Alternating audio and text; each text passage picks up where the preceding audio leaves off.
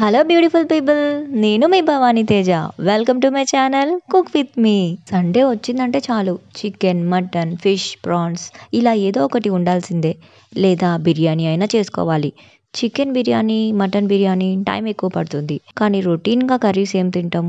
Biryani time తీసుకుంటుంది. So ఎక్కువ time తీసుకోకుండా సింపుల్గా ఉంటుంది. అలాగే యమ్మీగా టేస్టీగా ఉండే ఎగ్ దమ్ బిర్యానీని ఎలా చేయాలో చూసేద్దాం రండి. ముందుగా మనం ఎగ్స్ ని బాయిల్ చేసుకుందాం. నేను ఇక్కడ మనిషికి 2 చొప్పున 8 గుడ్లను అలాగే ఇంకొక 2 ఎక్స్ట్రా తీసుకున్నాను. ఎగ్స్ మునిగేంత వరకు వాటర్ యాడ్ చేశాక అందులోనే 1 స్పూన్ వరకు ఉప్పును వేసుకోవాలి. సాల్ట్ వేసుకొని ఉడికించినట్లయితే ఎగ్స్ పొట్టు తీసేటప్పుడు చాలా ఈజీగా వచ్చేస్తాయి. ఫస్ట్ 5 మినిట్స్ స్టవ్ ని సిమ్ లో పెట్టుకున్నాక తర్వాత 10 మినిట్స్ స్టవ్ ని మీడియం ఫ్లేమ్ లోకి సెట్ చేసుకొని ఉడికించినట్లయితే ఎగ్స్ మంచిగా ఉడుకుతాయి. ఈ లోపు మనం ఫ్రైడ్ ఆనియన్స్ కోసం 4 మీడియం సైజ్ ఆనియన్స్ ని ఇలా సన్నగా తరిగి పక్కన పెట్టేద్దాం. బిర్యానీ మసాలా కోసం స్టవ్ ఆన్ చేసి పాన్ పెట్టుకొని పాన్ వేడైన తర్వాత 2 స్పూన్స్ ధనియాలు, ఒక అనాస పువ్వు, 4 ఇలాచి, 4-5 లవంగాలు, 2 దాల్చిన చెక్క, ఒక పెద్ద ఇలాచి, 7-8 మిరియాలు ఇవన్నీ కూడా మంచిగా కలర్ చేంజ్ అయ్యేంత వరకు స్టవ్ ని సిమ్ లోనే ఉంచి ఫ్రై చేసుకోవాలి. ఫ్రై చేసుకున్న మసాలా దినుసులు చల్లారాక మెత్తగా గ్రైండ్ చేసి పక్కన పెట్టేద్దాం. ఇప్పుడు మనం అదే పాన్ లో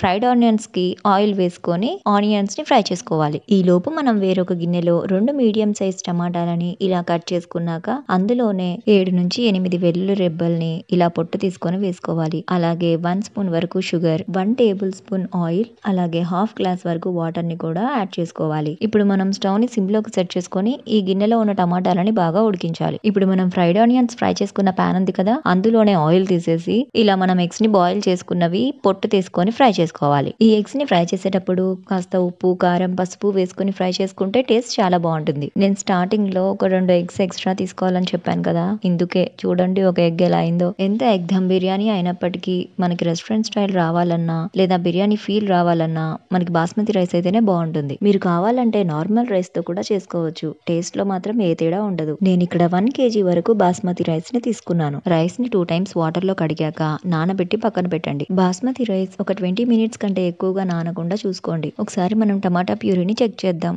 ఇలా సాఫ్ట్ గా ఉడికిన తర్వాత దీన్ని చల్లారక గ్రైండ్ చేసి పక్కన పెట్టేసేయండి. ఇప్పుడు మనం స్టవ్ ఆన్ చేసి రైస్ ఉడికించడానికి 1 kg కంటే ఎక్కువ క్వాంటిటీ ఉన్న గిన్నెని తీసుకొని అందులో హాఫ్ కంటే ఎక్కువ వాటర్ ని వేసుకోవాలి. ఇప్పుడు ఈ వాటర్ లో 1 స్పూన్ సాజీరా, ఒక స్టార్ అనాస, 2 దాల్చిన చెక్క, 4 లవంగాలు, 4 యాలకులు, ఒక 2 బిర్యానీ ఆకు ఇవన్నీ కూడా వేసుకోవాలి. వీటితో పాటుగా సన్నగా కట్ చేసిన 4 పచ్చిమిర్చి, 1 స్పూన్ ఉప్పు, కొంచెం పుదీనా, అలాగే కొంచెం కొత్తిమీరను కూడా వేసుకోండి. అలాగే 1 టేబుల్ స్పూన్ ఆయిల్ ని కూడా యాడ్ చేయాలి. ఇందులోనే హాఫ్ స్పూన్ వరకు అల్లం వెల్లుల్లి పేస్ట్ ని కూడా వేసుకోవాలి. ఇప్పుడు స్టవ్ ని హై ఫ్లేమ్ లోకి పెట్టుకొని బాగా మరగనివ్వాలి. ఇలా వాటర్ మరుగుతున్నాక స్టవ్ ని సిమ్ లోకి సెట్ చేసుకొని మనం నానబెట్టుకున్న బాస్మతి రైస్ ని వేసుకోవాలి. రైస్ అంతా వేసుకున్నాక ఒకసారి గరిటెతో కలుపుకొని స్టవ్ ని సిమ్ లో పెట్టుకొని రైస్ ని ఉడికించుకోవాలి. ఇప్పుడు మనం బిర్యానీ గిన్నెని తీసుకొని అందులో 1 కప్ వరకు గట్టి పెరుగును వేసుకోవాలి. అలాగే 2 స్పూన్స్ వరకు కారాన్ని, 1.5 టేబుల్ స్పూన్ వరకు ఉప్పుని, 1 స్పూన్ పసుపు, మనం గ్రైండ్ చేసి పక్కన పెట్టుకున్న హోల్ గరం మసాలా అది మొత్తం వేసేయాలి. అలాగే సన్నగా కట్ చేసిన 4-5 పచ్చిమిర్చి, వీటితో పాటుగా మనం ఉడికించి పెట్టుకున్న గార్లిక్ టమాటా ప్యూరీ, మీరు కావాలంటే టమాటా ప్యూరీ ప్లేస్ లో టమాటా సాస్ ని కూడా వాడుకోవచ్చు. అలాగే కొద్దిగా పుదీనా, కొంచెం కొత్తిమీర, ఒక నిమ్మకాయ రసం, 1 spoon kasuri methi.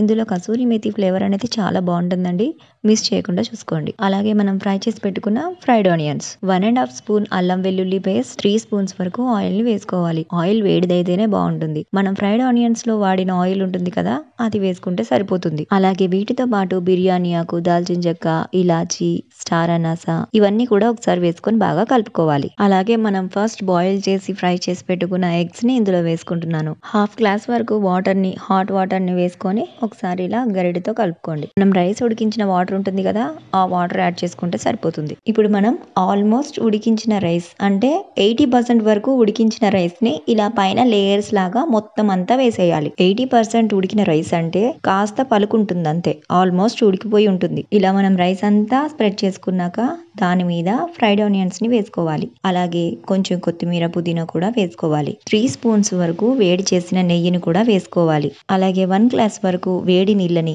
Rice water ఉంటుంది కదా అది 1 గ్లాస్ వేసుకోవాలి. ఇప్పుడు మనం ఆవిరి బయటికి వెళ్లకుండా అల్యూమినియం ఫాయిల్ తో కవర్ చేయడం గానీ లేదా గోధుమ పిండితో కవర్ చేసి లిడ్ పెట్టేసి స్టవ్ మీద పెట్టేయడమే. స్టవ్ మీద డైరెక్ట్ గా పెట్టకూడదండి.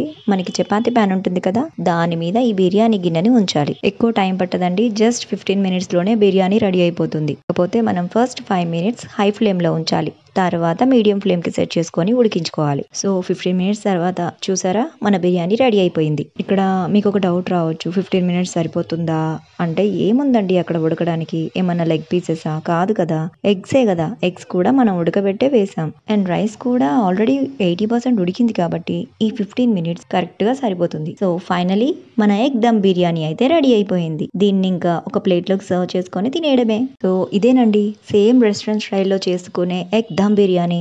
ఎగ్ ఫ్రై బిర్యానీ కంటే కూడా ఇది చాలా టేస్టీగా ఉంటుంది. మీరు కూడా ఒకసారి ట్రై చేసి మీకు ఎలా వచ్చిందో నాకు కామెంట్ చేసి చెప్పండి. మరొక ఇంట్రెస్టింగ్ రెసిపీతో మళ్ళీ కలుద్దాం.